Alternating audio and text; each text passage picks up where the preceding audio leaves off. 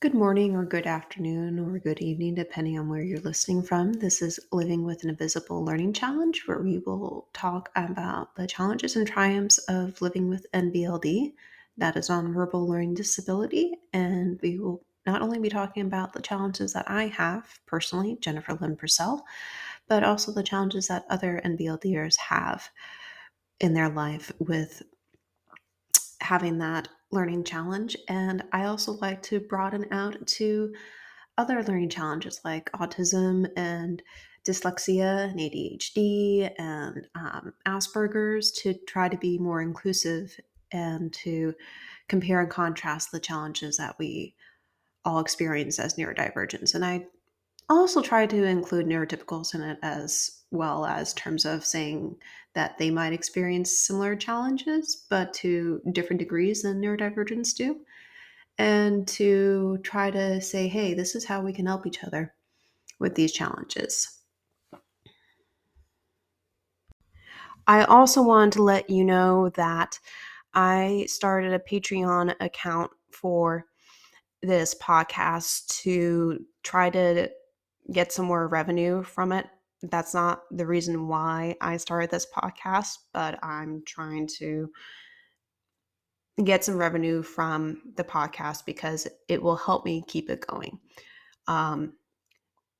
So if you are willing to donate even $1 or $2 or $5, whatever amount is comfortable for you, to Patreon for Living with an Invisible Learning Challenge, that would be appreciated. You can also use Spotify to donate money, and you can also use BetterHelp to donate money with clicking on the link and becoming a customer of BetterHelp. So those are 3 different ways you can support the podcast, and I hope that you will choose which way works for you, and that you will choose which level works for you as well.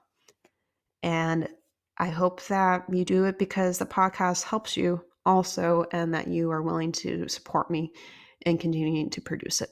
Thank you.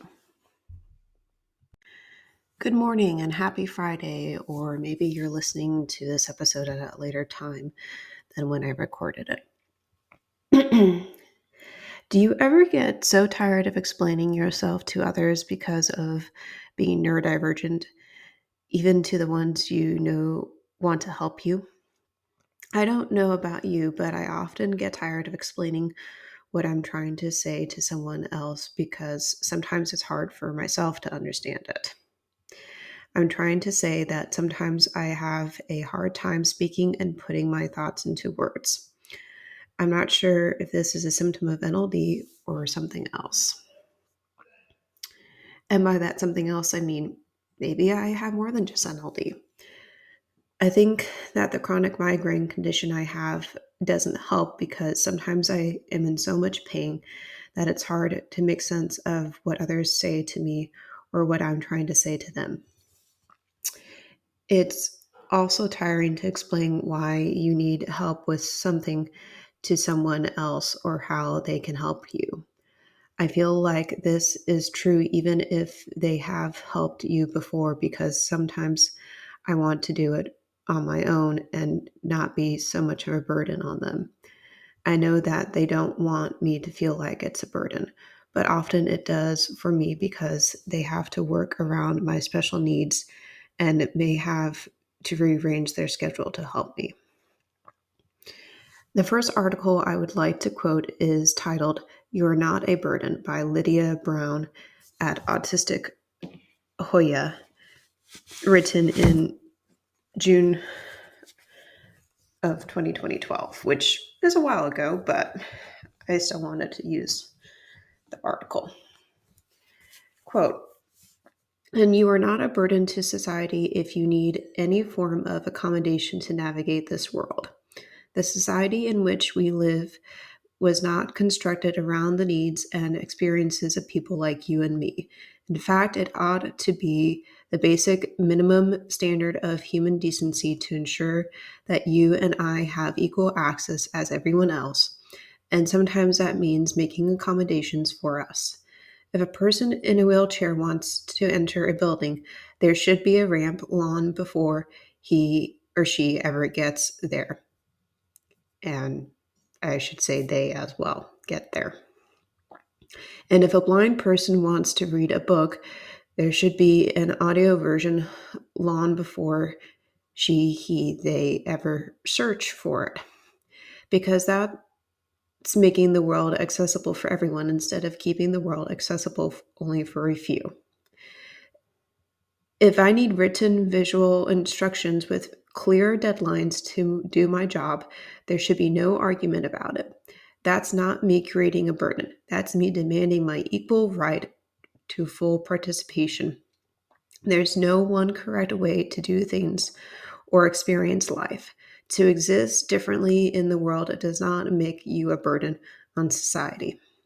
Society's burden is to compensate, however slowly, for its long train of abuses, disenfranchisement, marginalization, discrimination, dehumanization, and uh, parental, sorry, paternalism. No, paternalism, sorry, perpetuated and perpetuated against those who have been denied power, equal rights, and self determination. That is the burden that society bears. End quote. Sorry, I messed up some of those words. I'm not very good at pronouncing big words, so I did my best. Thank you for writing this. Made my day. You are absolutely right. I realize I might need to change my self talk because I might be the person who is telling myself about being a burden rather than others. I might be putting words into their mouth without me ever telling them that I am.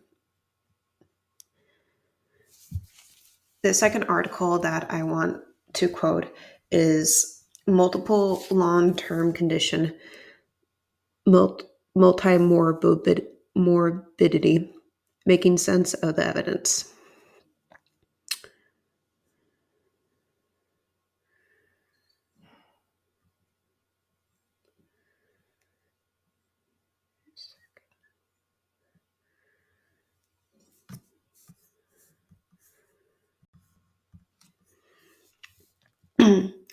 How comorbidity can impact on an individual's quality of life. People with multiple conditions are more likely to have poorer health, poorer quality of life, and higher risk of dying than those in the general population. Some combinations of mental and physical diseases are associated with especially poor outcomes. So, close quote, even though what this quote says may have some truth to it, I say to it, so what?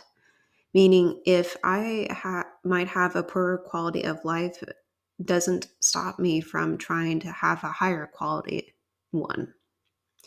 I will do whatever it takes to do so, and no one can blow out my fire even if they blow out my candle.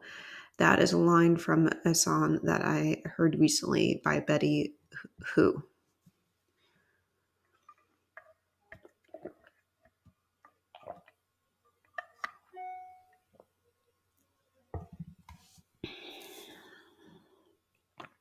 The third article I would like to quote is titled Why I Quit. Autism, I've stopped saying I have autism. For me, being autistic is brilliant, not a burden, by Nick Raysom. Quote, I don't see being autistic as having a disorder. Instead, I look at it as a very positive thing. From a young age, it has helped me direct a laser-like focus on achieving my goals. My obsessive mindset and lack of real motivation to socialize accelerated my career in a way that would not have been possible if I had other interests.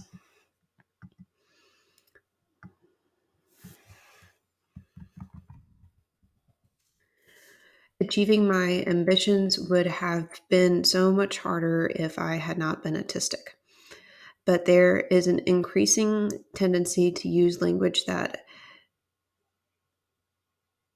demonizes this neurological difference. Phrases such as Nick has autism or Nick's autism makes me cringe, as they suggest an ailment that controls and burdens, which feeds into a narrative of struggle, disability, and a lack of agency. Others may feel differently. We are not a homogeneous group, and I recognize a lot of autistic people, particularly the nonverbal community, may have a different lived experience. Learning difficulties and other comorbidities can add an extra complication, but for me, there are plenty of associated positive associations with being autistic, which is why language is so important. Close quote. I also agree with Nick that language around neurodivergence and comorbidities needs to change. He is so right about our difference being more positive for us than most of society realizes. I would challenge the neurotypicals to ask us more about what they can do for us before they create something that they think will help us. They will save them This will save them time and energy on creating something that might only work for one of us, but not all of us. After all, when you meet one neurodivergent, you have only met one of us, meaning that we all have different needs due to what symptoms we experience, the degree to which they affect our lives, and how much energy we have already tried to put into them to make our life easier in those areas. I hope that this episode was helpful for you in some way, and that you were able to get some lessons and tips out of it. As always, I will provide links for you to the articles that I quote so that you can go and read them more if you want to. And today I am very excited to announce that BetterHelp is now sponsoring this podcast. I have had 7 years of therapy, so I know it can help change your life if you not only let it, but work on the personal goals that you set with your therapist. Without a healthy mind, being truly happy and at peace is hard. The good news is therapy works. But what is therapy exactly? It's whatever you want it to be. Maybe you're not feeling motivated right now and would like some tools to help. Or maybe you're feeling insecure in relationships at work, not dealing well with stress. Whatever you need, it's time to stop being ashamed of normal human struggles and start feeling better because you deserve to be happy. And now you don't have to worry about finding an in person therapist near you to help. BetterHelp is customized online therapy that offers video, phone, and even live chat sessions with your therapist, so you don't have to see anyone on camera if you don't want to. It's more affordable than in person therapy, and you can start communicating with your therapist in under 48 hours. Join the millions of people who are seeing what online therapy is really about. It's always a good time to invest in yourself because you are the greatest asset. And special offering to listeners of Living with an Invisible Learning Challenge. You can get 10% off your first month of professional therapy at betterhelp.com/. I'll put in the link in the podcast description for you. That's BetterHelp, HELEP. Thanks again to BetterHelp for sponsoring this podcast. I also want to mention to you that I just launched my podcast swag. on Wednesday of this week and have a page for it on my website. And I will also send you the link to it in the podcast description. And I will also send it to you in the newsletter that I usually send out on Fridays. I am now selling t-shirts, water bottles, and a backpack, and they all have the podcast logo and title on it and the tagline. So I am looking forward to watching the sales and seeing who buys them, and spreading the word more about my podcast. So I hope that episode was helpful to you and that you were able to get something out of it and it was meaningful for you, and that you can share that lesson with somebody else that you know who is neurodivergent or neurotypical and will be able to help you with that challenge that you feel like arises for you, or the lesson that you learned from the episode. And I hope that you take some time to journal about what thoughts or feelings came up for you while you were listening. And I hope that you can spread the word about NLD and being neurodivergent and try to spread the awareness with others as well. Thank you for listening to Living with an Invisible Learning Challenge. Talk to you next Friday.